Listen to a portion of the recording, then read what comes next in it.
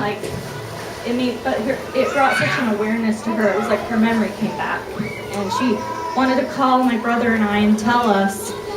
And my brother said that he would be here in 2 weeks. And my brother came in from out of town, and it was while he was here that she passed away. And I just feel like there's no coincidence, but everything is truly divine timing that my brother and my family were able to be together all at her funeral and to be able to pull together to plan that and be there together.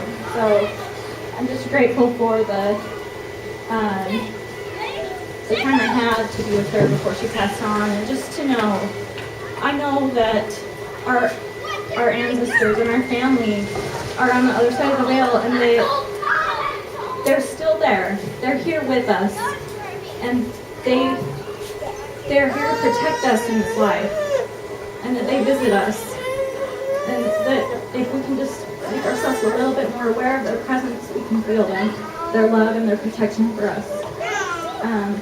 And I'm just so grateful that I have so much family on the other side of the veil, and that I don't get to be with them in this life anymore, but I know that they still love me and my family, and that's what I can share with Betty. And there are some papers, if you don't want to see, there's some papers you could write, and there's a box with Betty's picture on it that you can put it in.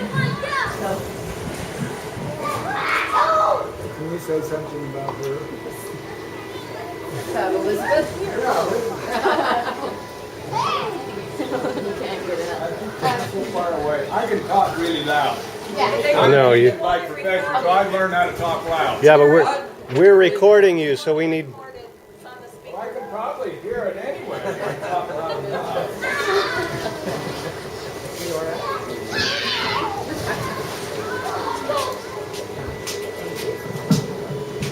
Guess I'll get my exercise. I just wanted to talk about my experience with Elizabeth since we got acquainted with her.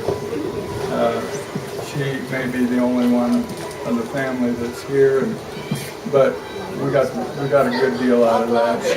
She's been. I can talk louder than that by myself. She's been working with us on the what do we call it, committee, the family, whatever we are, and she just has taken over and just done so much and just been such a pleasant addition. We're really happy to have her here, and glad that we can help her out, give her family to have her around.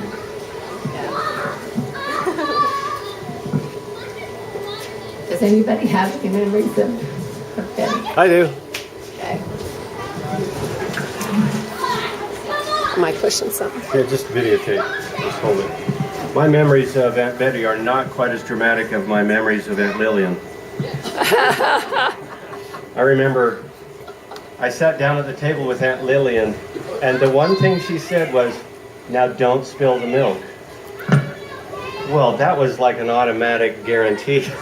And the next thing I know, I slipped and spilled the milk. And Aunt Lillian's like, "I told you not to spill the milk." I said, you did that on purpose. Yes, that was it. And I didn't do it on purpose, but it was like the power of, what is it? Suggestion, whatever. It worked. So, but Lillian and Betty were my two aunts that I like to go visit. But Betty she had a countertop that I remember the tile on the countertop. And I also remember reading Peter Rabbit, but somewhere in Peter Rabbit, there were these cookies that Mrs. Peter Rabbit, Mrs. McGregor was putting out. And they had these lines in the cookies in my book. And when I went to Aunt Betty's house, guess what she had? Oh. And I hate them now, but you know those little foam cookies? Kind of have a little, oh yes, and the wafers with the cream in between. Yes. Oh, but I loved those. Oh my gosh, it was the best thing. So, and Aunt Betty she'd see me. "Oh, Curtis, come here." She'd march me right over to the cookies, load me up, and I'd just chow for as long as I was there. So Aunt Betty was she put her wing around me whenever I came.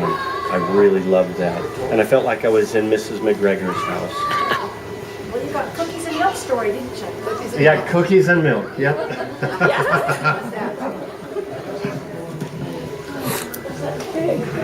Jack? You can sit there and stay. It's okay. Stay right there. I probably need to get up and face this illustrious congregation. Earl got married while I, as I remember, was on a mission. And when I came home to Salt Lake, Betty and Earl took me in. And I spent a couple of nights in Salt Lake before I returned to Ashton to be with Mother. And she was so gracious, what a hostess.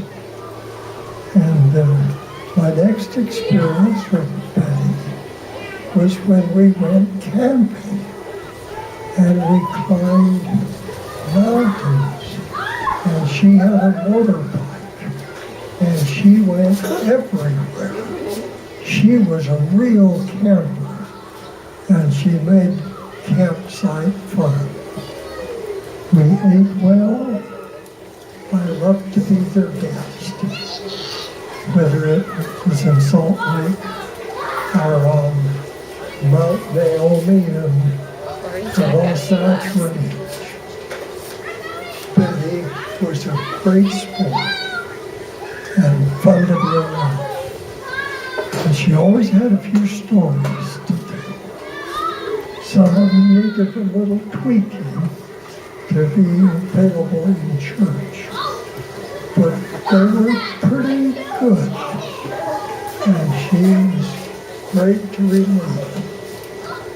But Betty had a heart of gold, and frankly, my brother was kind of, he needed to be saddle broken. He kind of brought him off the range. And I take my hat off to Becky, who was there, faithful, steadfast.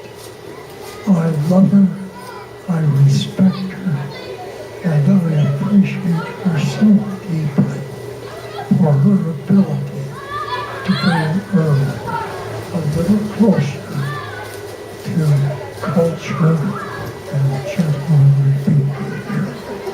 He was a great brother to me, always.